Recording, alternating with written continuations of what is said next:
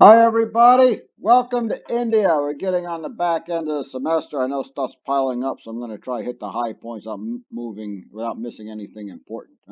So, India, 1945 onward, post Second World War India. Now, India is controlled by Great Britain, has been since about the 1700s. You know, Plessy and Clive and all those guys back there in the 1700s. But India has also been extremely loyal to Great Britain. During the Second World War, thousands of Indian soldiers fought in North Africa alongside the British. They've been fighting in Asia there against the Japanese. And the British have been promising increased autonomy, and that, of course, was sort of amplified into what a lot of people thought was a promise of independence. Now, India, the border is a little bit different, right after 1945 here. India, still pretty big, called the subcontinent, means this thing here called Pakistan, this thing called Bangladesh, and let's not forget Sri Lanka, or as I like to call Ceylon. That is what India, that's British India. Um, Now, another complicating factor is that India is mainly Hindu, got some Sikhs living up this way, and there are a lot of Muslims in the country, particularly in the northwest, and a little bit over the border, where you're called Pakistan, and over here in this Bangladesh thing. So that's a little bit of a complicating factor. Now, try that again. Mahatma Gandhi, he is the father of modern India, born in 1869. He actually began his civil rights career, and that's what it is, a civil rights career in South Africa. You remember the racial strife there between not only black and white, but a large Indian population over there, building railroads at the time. He learned a lot of stuff there, came back to India, and leads a mostly nonviolent revolution in India. It wasn't perfect, but it wasn't a full-scale uprising or anything like they had back in the 1830s.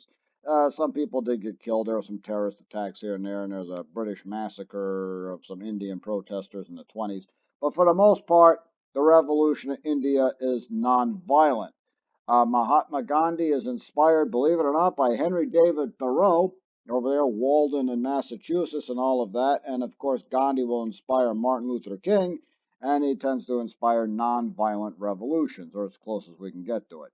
Again, that complicating factor about India, we have Hindus and Muslims. He sees a united India that has Hindus and Muslims living together in harmony, and of course still friendly to Great Britain. And he's unfortunately be assassinated by a Hindu nationalist in 1948. But before we get there, it's a pretty interesting ride. Lord Louis Mountbatten, I'm sorry, Viscount Lord Louis Mountbatten and Mahatma Gandhi. These are the two, well, they're not enemies, they're not nemesis. We're just going to say difference of opinion, because as you can tell, they actually respect each other. Here's Lord Mountbatten, and over here's Gandhi, here's his wife. And here they are, hanging around, discussing various and sundry things, perhaps even including the latest Pittsburgh Steelers Cleveland Browns game. Of course, they have different opinions. Gandhi wants a independent India, and Lord Mountbatten clearly is trying to preserve the British Empire. But I think the British can see that it's going to be very hard to hang on to India, not even because of anti-British sentiment, but there's a lot, this Hindu Muslim stuff can really get out of control sometimes. And there's almost a danger of a Hindu Muslim civil war before they even become countries. So Great Britain's not even sure what to do. One school of thought is to try and separate the two, but then you run the danger of being caught up in this thing. And the other line of thought is perhaps to leave and let them destroy each other. But you don't want this kind of anarchy and chaos in the aftermath, and they decide it might be a good idea to separate them. Gandhi's not happy about it, but the British have decided it's a good idea to separate these two countries. Pakistan becomes a country, get this, 11:57 p.m. on August the 14th, 1947, and India becomes a country literally 5 minutes later at 12:02 a.m. on August the 15th, 1947. So they've decided to separate the countries. And making it even stranger is the fact that Pakistan divided in two parts. Remember that part about Bangladesh I told you about? So we have Muslims in what we call West Pakistan, and across 1,000 miles of India, we have what we call East Pakistan. Told you it was really strange. Now, remember that nonviolent revolution thing? Well, you know Gandhi will be assassinated, unfortunately, by a Hindu nationalist. And then he lives long enough to see an independent India. He also lives long enough to see India and Pakistan go to war with each other in 1947. They're going to fight each other again in 1965. And then in 1971, India will invade and overwhelm East Pakistan, call it Bangladesh. It's Muslim with a pro India government. India even has a brief firefight with China up here in 1962, October of 62, same time the US and Soviet Union is squaring off in the Cuban Missile Crisis over some land way up in the Himalayas that you can't even breathe. Okay, but India kind of loses that one. And then in 1999, we got the Kargil War up here over, again, land that nobody lives in between Pakistan and India. It didn't really explode into a war. They call it that. They had a few shells back and forth. But to make things even worse, India joins the nuclear club in 1974, and Pakistan, seeing India having a nuke, they got to get their own, and they create one of their own in 1987. So great, we have India and Pakistan, two countries not completely locked into the old U.S.-Soviet Cold War. They both have nukes, and they have them pointed at each other. Yeah, that gets kind of scary because these are very big countries with big populations. Another issue you have between the two is that, well, let's face it, Pakistan will never conquer India. All right, it's way too big. Can India conquer Pakistan? Possibly, but would they want to do that?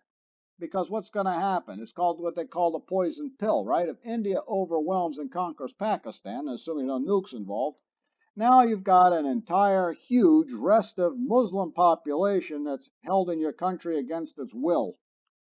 All right, so all you see here is really a formula for perpetual conflict, and they've both got nukes.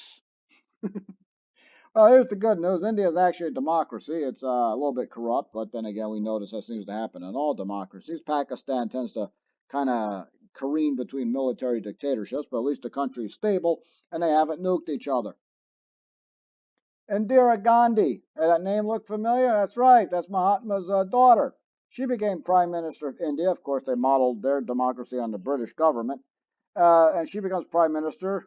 They're in charge from 1966 to 1977, out of office for a while, came back in 1980. A lot of people now charging that India is creating a monarchy, elective monarchy. You see, democracies, people always shout at each other. And she has to deal with Pakistan a little bit, but not quite as bad as other people have. And she has a small Sikh uprising in 1984 in the upper part of her country that she put down forcefully. And like her father, she too was assassinated by her bodyguards. I don't want to leave India here on a sour note. Let's talk about India's green revolution, because the one thing India has been able to do is able to feed itself, which is quite remarkable considering it has a population of close to 1 billion people. Do you remember how the Chinese attempted their great leap forward and ended up with a great famine? Well, India had a green revolution and it succeeded. Because they have such a huge population, they used to import food. In the 80s, they decided maybe we need to start growing more of our own food, and they began importing different kinds of wheat, different kinds of grain. And they're Hindus, so they don't eat beef, so cows are out of the question here. But nonetheless, India successfully is able to feed itself because, unlike China, where the government tried to organize everything, India's government was smart enough to get the ball rolling and then get out of the way.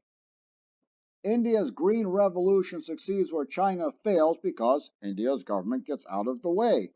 Here are the heroes of India's green revolution. Yes, mostly women.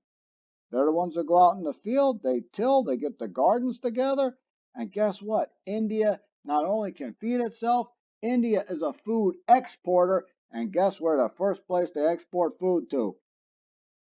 Yeah, Pakistan. Believe it or not. Strange, isn't it?